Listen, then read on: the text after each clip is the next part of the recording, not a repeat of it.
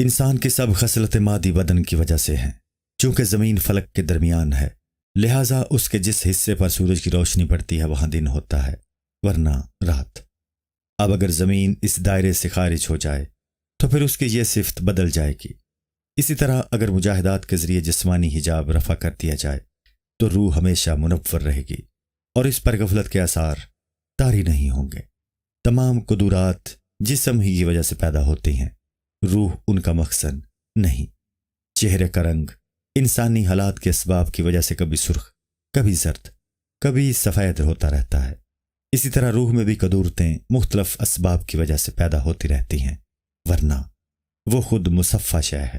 یہی وجہ ہے کہ جب انسان مجاہدات کے ذریعے دوبارہ اصلاحیات حاصل کر لیتا ہے تو اسباب کو لات مار دیتا ہے اور مسبب الاسباب ہی کو مؤثر حقیقی سمجھنے لگتا ہے۔ جب تک ایسا نہیں ہوتا انسان اسباب ہی کے مؤثر ہونے پر جمع رہتا ہے۔ اسباب سے بے نیاز ہو جانے سے روحیں ملائے اعلیٰ کی سیر کرتی رہتی ہیں، جس طرح دوسری روحیں اور عقلیں لامکان میں رہتی ہیں، یہ بھی لامکانی بن جاتا ہے۔ ایسی کامل روح کے سامنے ہماری عقلیں ہیچ ہیں، اور اس روح کامل کا الہام نس کی طرح ہوتا ہے۔ وہ شخص جو قرآن اور حدیث میں مذکورہ احکام سے ان چیزوں پر حکم لاتا ہے جن کا حکم قرآن و حدیث میں موجود ہے، اس کے پاس اگر کوئی قرآن کی آیت یا حدیث بطور نص کے موجود ہوتی ہے تو وہ اس کے ذریعے حکم بیان کرتا ہے، ورنہ کسی نص پر قیاس کر کے حکم جاری کرتا ہے۔ روح قدسی کا احساس بھی بے منزلہ نص کے ہے، اور ہماری عقل و ادراک بے منزلہ قیاس کے ہے۔ جو نص میں مؤثر ہے اور عقل کی تدبیر روح کی تاثیر سے ہے، اگر روح نے عقل میں تاثیر بھی کر دی ہے تب بھی عقل میں مؤثر ہے، اور عقل کی تدبیر روح کی تاثیر سے ہے۔ اگر روح نے عقل میں تاثیر بھی کر دی ہے تب بھی عقل کو روح کی ہمسری مناسب نہیں ہے۔ اس میں وہ اسباب و علامات کہاں ہیں جو روح میں ہیں؟ عقل بسا اوقات روح کی تاثیر کو روح سمجھ بیٹھتی ہے، یہ اس کی غلطی ہے۔ تاثیر اور روح میں وہی فرق ہے جو سورج اور اس کے نور میں ہے۔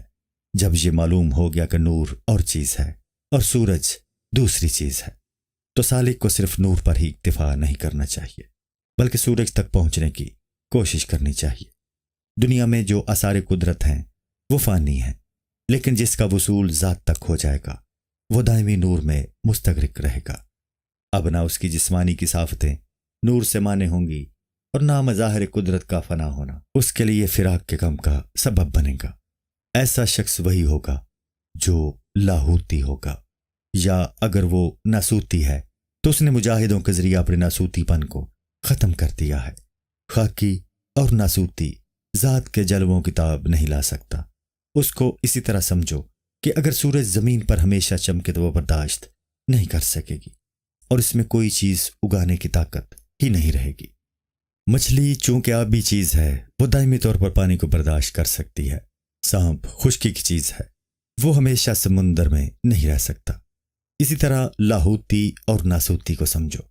کبھی ناسوتی مکار لاہوتی بننے کی کوشش کرتا ہے تو بحر وحدت میں اس کو رسوا کر دیتا ہے۔ ہاں، ایسے لاہوتی انسان ہوتے ہیں جو ناسوتیوں کو لاہوتی بنا دیتے ہیں۔ اگر تو ناسوتی ہے تو لاہوتیوں کی محبت اختیار کر، وہ تجھے دریائے وحدت میں تیرنا سکھا دیں گے۔ یہ لاہوتی اولیاء رحمت اللہ تعالی علیہم ایک قسم کا جادو کرتے ہیں جس سے انسان کی ماہیت تبدیل ہو جاتی ہے، لیکن ان کا جادو حلال جادو ہوتا ہے۔ یہ لوگ بہت سی ناممکن باتوں کو اپنے تصرفات سے ممکن بنا دیتے ہیں۔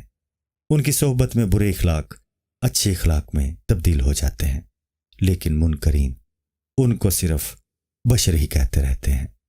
ان اہل اللہ کی صحبت کا تاثیر کا اگر میں قیامت تک بھی بیان کروں تو وہ ختم نہیں ہوگا۔ جو لوگ میری اس طرح کی باتوں سے ملول ہوتے ہیں وہ یہ سمجھتے ہیں کہ مکرر بیان کرنا بیکار ہے، لیکن ان مضامین کا اعادہ مجھے نئی زندگی بخشتا ہے۔ روشنی کی تکرار شمع کو نئی زندگی بخشتی ہے۔ سورج کی شعاعوں کے مکرر پڑنے سے زمین میں سونے کی کان پیدا ہو جاتی ہے۔ بعض اوقات ایک مقدر کے محفل میں بیٹھے ہونے سے بزرگوں کی محفل مقدر ہو جاتی ہے اور مضامین عالیہ کی آمد بند ہو جاتی ہے۔ یہ اولیاء اللہ رحمۃ اللہ تعالی علیہم دلوں کو پیغام دیتے ہیں اور اسرار الہی سناتے ہیں۔ ایسے اولیاء رحمۃ اللہ علیہم کے مزاج شاہانہ ہوتا ہے اور وہ مریدوں کی اصلاح کے لیے ان سے خدمت گزاری کے خواہاں رہتے ہیں۔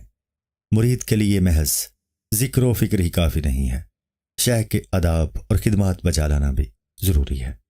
شیخ کی پوری اطاعت ہوتی ہے، تب وہ کہیں نسبت کی امانت مرید کے سپرد کرتا ہے۔ معمولی ادب سے کام نہیں چلے گا، شیخ کے شایان شان ادب ضروری ہے، ایسا ادب جو شیخ میں شکر گزاری کی کیفیت پیدا کرے۔ جب تک طلب صادق نہ ہو اسرار کی تعلیم نہیں دی جا سکتی۔ لیکن اولیاء رحمۃ اللہ تعالی علیہم کو لوگوں کی بے رغبتی کے باوجود ان پر اسرار کی بارش کرتے رہنا چاہیے۔ جو مبلغ سامعین کی بے رغبتی کے باوجود اسرار بیان کرتے رہتے ہیں وہ قابل مبارک بات ہیں۔ بے توجہ لوگوں کے سامنے اسرار بیان کرنے سے اگر شرمندگی طاری ہو تو اس کو برداشت کر لے۔ کامل مرشد کو ایسے حالات میں بھی پشیمانی نہیں ہوتی ہے۔ جس طرح ہر جانور اپنے دشمن کی بو سونگھ کر بھاگ جاتا ہے، اسی طرح پشیمانی مرشد کامل کی خوشبو سے بھاگ جاتی ہے۔